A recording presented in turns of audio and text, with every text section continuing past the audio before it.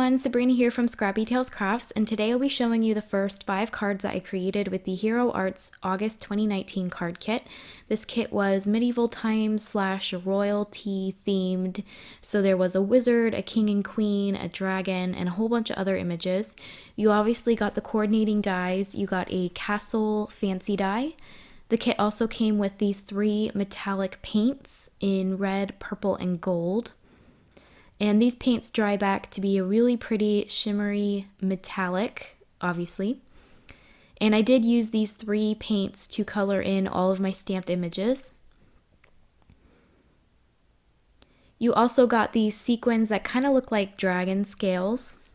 Then you got 2 sheets of this parchment-like paper. It's partially see-through. I think they tried to make it look like old paper. And then you got these 2 sheets of purple metallic, kind of like suede paper. It's really pretty. So that's everything that came in the kit. So now I'm going to go ahead and stamp out all of my images. I am using VersaFine Onyx Black ink, and I'm stamping onto some Bristol paper.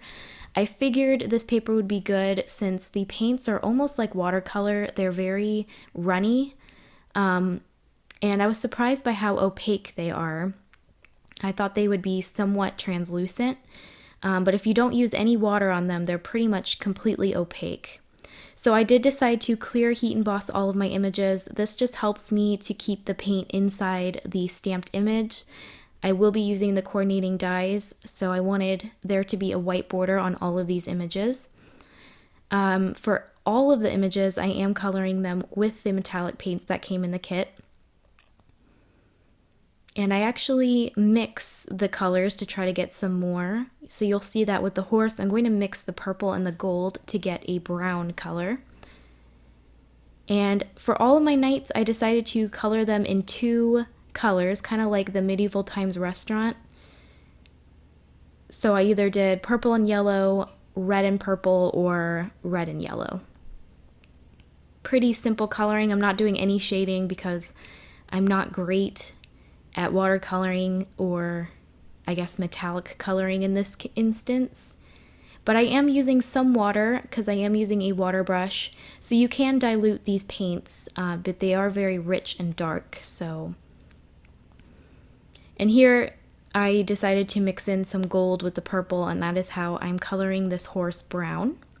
If you mix the red and the yellow, you'll get an orange, and then the purple and the red will give you a really pretty magenta color.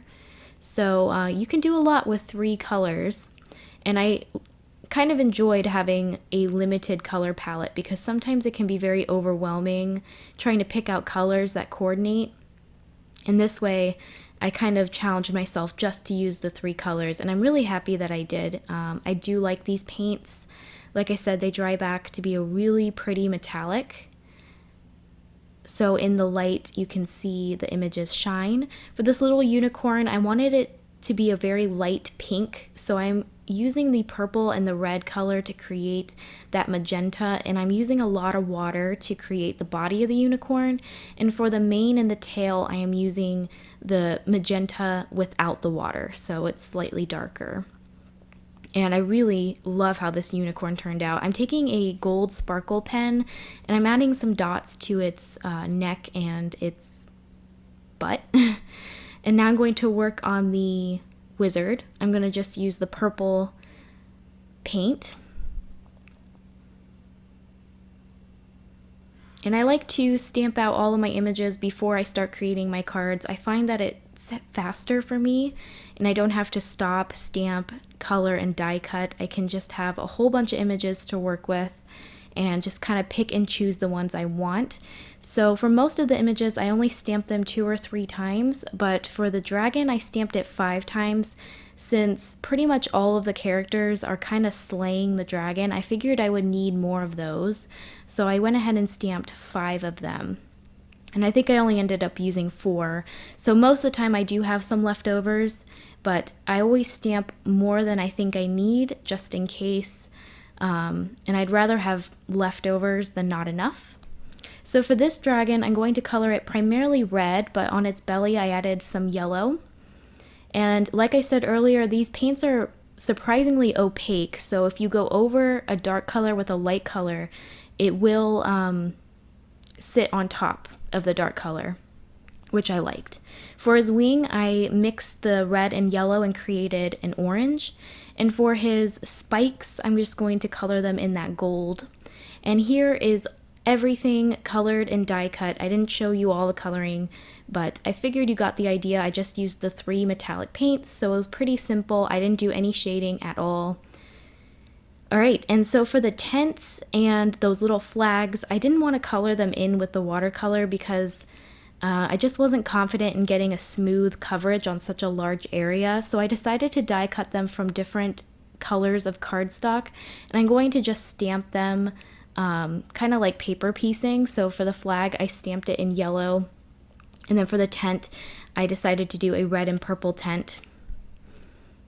And that way I didn't have to color. You could if you wanted to, but like I said, I just wasn't confident in my coloring abilities quite yet.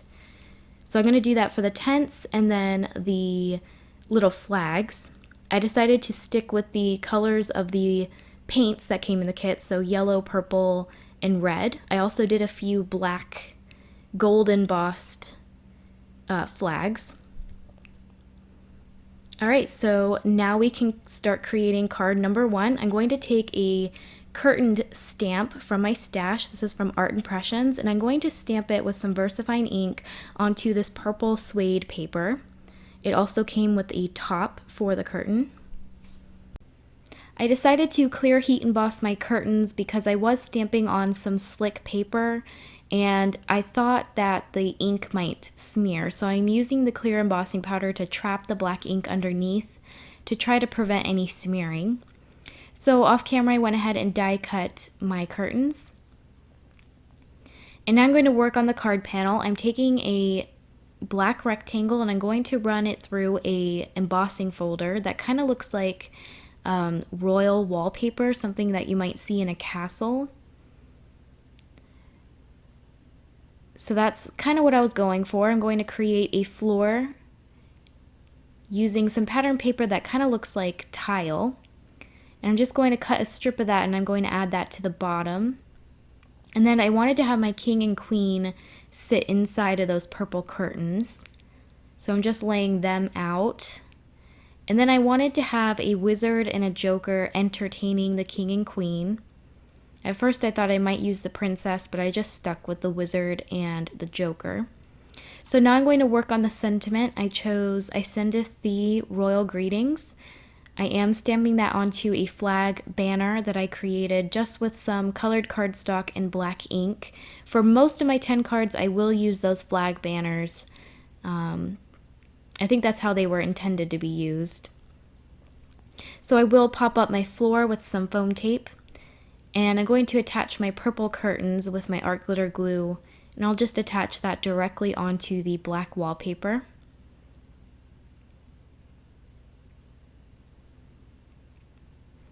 I decided to pop up the top of the curtain. I'm also going to pop up my king and queen with my foam tape. I am using U-line foam tape. It is very sticky and it is difficult to take off the backing, so I would recommend using foam squares or Scotch 3M for teeny tiny images like this. I do like the U-line when I'm attaching large backgrounds, but for small images like this, it's a little bit tedious. I will attach 2 flags on either side of the king and queen using my art glitter glue. And I think I decided to pop up my wizard and my joker.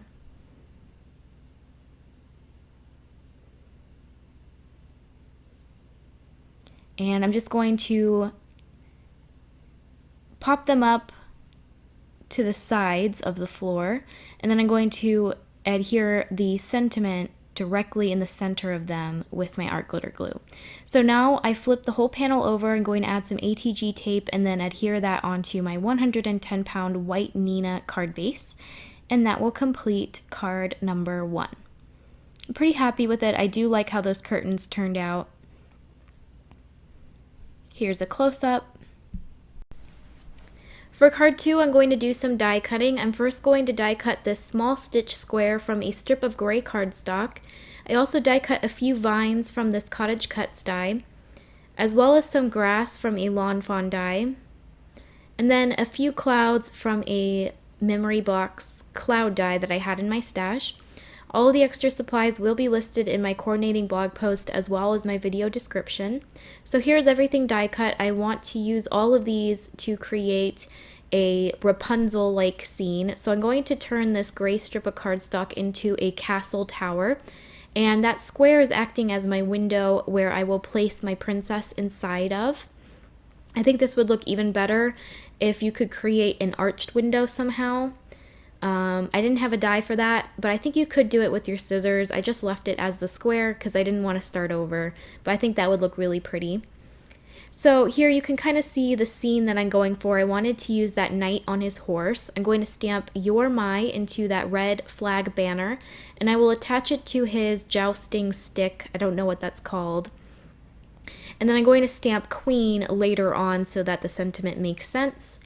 And I'm going to use these vines to adhere on top of my tower just to make the tower look like it's overgrown. Kind of like what you would see in a Rapunzel storybook. That's kind of the look I was going for. And I'm really happy with how these vines turned out. And I think that the tower was kind of plain without them. So I think the vines really added some interest. I even left some of the vines peeking over the window just to make it look very overgrown. I'm going to add some acetate behind the square window. I typically do this with my windows. I think the acetate helps it look like glass. I attached my princess to the inside of my tower. And now I'm going to work on the grass. I'm going to adhere this grass to the bottom of a 4 by 5 1/4 inch blue panel. I'll just trim off the excess, and then I'm going to tuck my tower underneath the grass, so I did have to pull it up a little bit to attach my tower. If I were to do this again, I would probably add a different colored piece of cardstock behind the tower. I think it kind of looks weird with the blue behind it, but I don't know. I'm probably just a tough critic and it looks completely fine, but I would probably do that. So here I thought I was going to stamp the queen onto the cloud, but I thought it didn't make sense to have the queen above the You're My. So I'm going to actually stamp the queen on the bottom of the window using my VersaFine Onyx Black ink, and I didn't stamp it correctly the first time, but luckily I was able to line it up back up perfectly, which never happens. So I'm going to pop up my little knight with his flag using some foam tape. And then I'm going to choose some white clouds to use.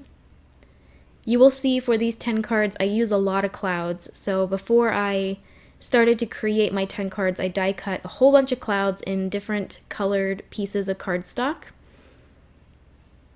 I think the clouds just helps to set the scenes that I created. So now I'm going to attach this panel onto my white card base. I'm going to add one little tiny bit of vine to that tower, and then I'll use my ATG tape to attach my panel to my card base, and that will complete card 2. I really like this scene, and here's a close-up. For card 3, I'm going to die cut a rectangle from the parchment-like paper that came in the kit, and I will also die cut this fancy rectangle from some black cardstock. Both of these dies came in a Gina Marie die set, which I will have linked below. And I'm going to use the birthday sentiments that came in the stamp set and arrange them around this knight. I'm trying to create the look of a medieval invitation. That's why I chose the very fancy rectangle behind this parchment paper. I wanted it to look like a royal invitation. So I'm going to fiddle around with these sentiments until I find an arrangement that I like, and then I will place them all into my MISTI and ink them up with my VersaFine Onyx Black ink and stamp that down onto the parchment paper. This paper is very good for stamping. It's not slick, so it does stamp nicely. I did have to stamp it a few times just because I had a lot of stamps in my MISTI, and my VersaFine Onyx Black ink I think is running a little bit dry.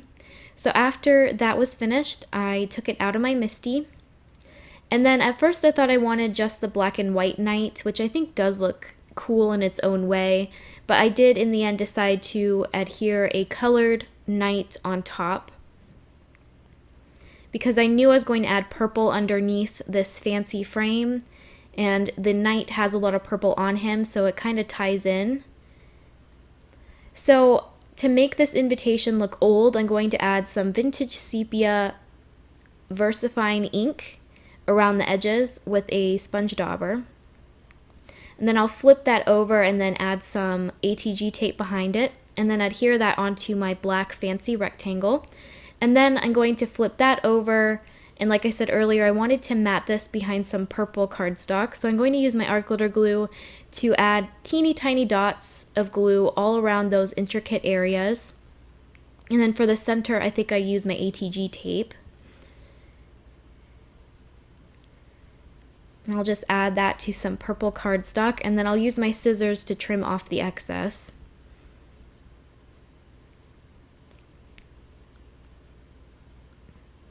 And this card was pretty quick to assemble, and it is one of my favorites, but I think it's partially because of that fancy die in the background.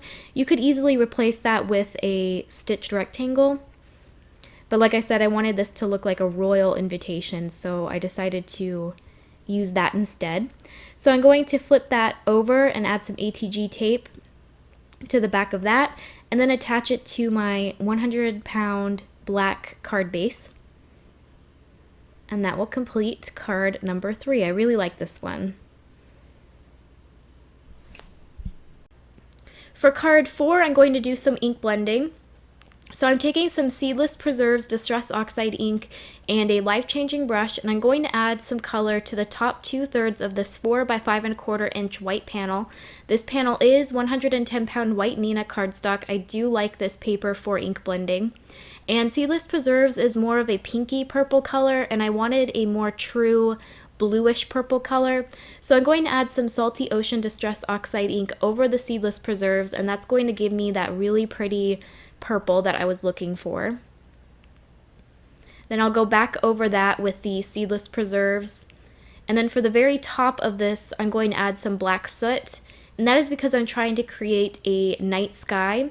I typically add black soot to my night skies, and it really darkens up the background.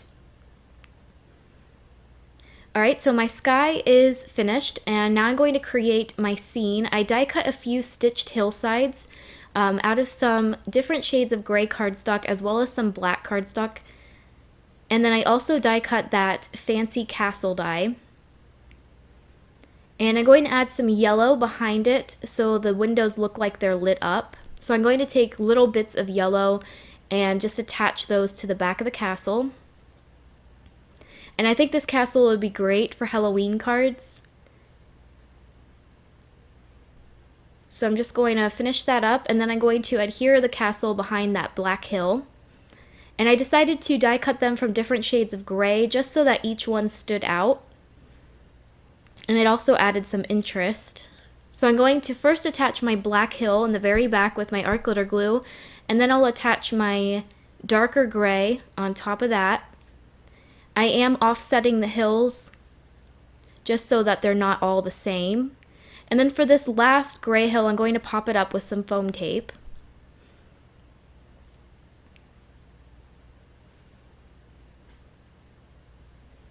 And then I'll flip this panel over and trim off the excess. And then I can start to arrange my scene. I wanted to use this purple metallic dragon as well as the wizard. And later on I will add the little arrow girl. I felt that the scene needed one more character, so there she is. I also will add that moon to the top, and that is a lawn fawn die cut. At first I thought I wanted some stars. Here I'm just playing around. I thought the stars were too distracting, so I ended up taking them off, but I think they're also cute if you want to add those. And I felt like that light gray hill was too distracting since everything else was so dark, so I'm going to add some black grass to the bottom of it. I did use that lawn fawn grass dye again to create that.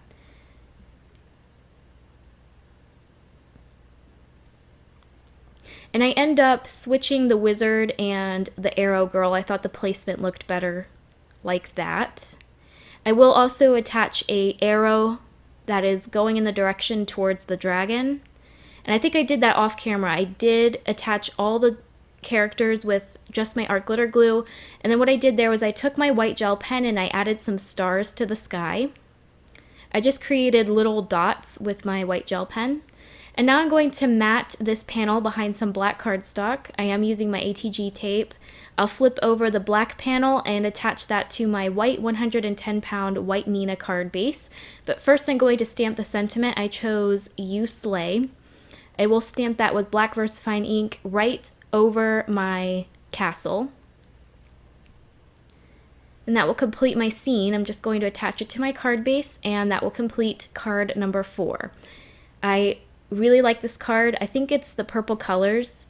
I'm not a purple kind of girl, but I think the sky turned out really pretty on this one. Okay, for card 5, I'm going to do some more ink blending. So I'm taking my Squeeze Lemonade Distress ink and another life-changing brush, and I'm going to add that to a white rectangle. This again is 110-pound white Nina cardstock. And on the top of it, I'm going to add some Candied Apple Distress Oxide ink. I am mixing my Distress ink and oxide because I don't have a yellow Distress Oxide. And they both blend very nicely together. And in the center, the two colors will create a pretty orange. So I will go back over that orange area with my Squeeze Lemonade again, just to make sure everything is seamless. I typically like to go over my backgrounds twice when I am using my Distress inks or my oxides. So I did off camera add some water splatters to the background, and now I'm going to take a few die cut clouds. I cut them from some yellow and red cardstock, and I'm going to add some of that Squeeze Lemonade to the edges of the yellow clouds and some vintage sepia around the edges of the red clouds, just so that they stand out a little bit more, especially the yellow ones. I felt that the yellow kind of blended in with the background. So I'm just going to finish up inking these clouds, and then I'll start to arrange them on this panel. I wanted to use that orange dragon, and I wanted this scene to look like there was a castle in the distance and this little archer girl was slaying the dragon to protect the castle. So I will add this gold castle to the back of this red cloud. I did die cut that from some gold foiled cardstock. And then I decided to pop up my dragon as well as my archer girl. But first I'm going to attach all of my clouds with some art glitter glue.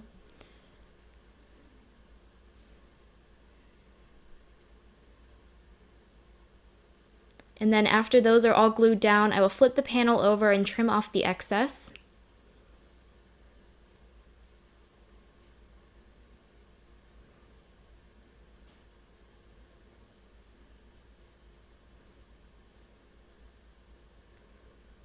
Okay, and for that red cloud underneath my dragon, that is where I'm going to stamp my sentiment. I chose Happy Day of Thy Birth. All of the sentiments were Shakespearean, Old English, so they were very fitting for the stamp set. I thought they were really cute. So I will attach some arrows going towards the dragon with my art glitter glue. And now I'm going to work on the sentiment. I will be gold heat embossing it, so I'm going to first add the vintage sepia to the edges of that cloud. And now I'm going to pop up my arrow girl. And then I'm going to make sure that this cloud is completely dry, so I will use my heat tool. And then a lot of anti-static tool. And then I'm going to stamp out my sentiment. And then I'm going to gold heat emboss it so that it coordinated with that gold foiled castle that I die cut.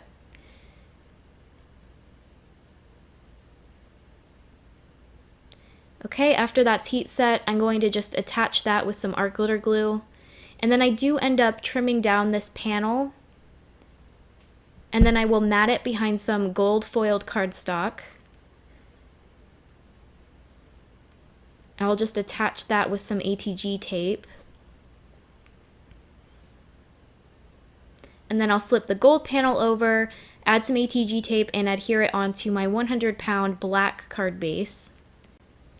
And that will complete card number 5. So I will show all 5 cards in part 2. The second video should be up fairly soon. I have all the cards made. I just have to edit the video and do a voiceover. Please let me know which card was your favorite, and if you haven't yet already, go ahead and subscribe to my channel and hit that notification bell if you want to be notified when I post part 2. Thank you guys so much for watching, and I'll see you next time. Bye!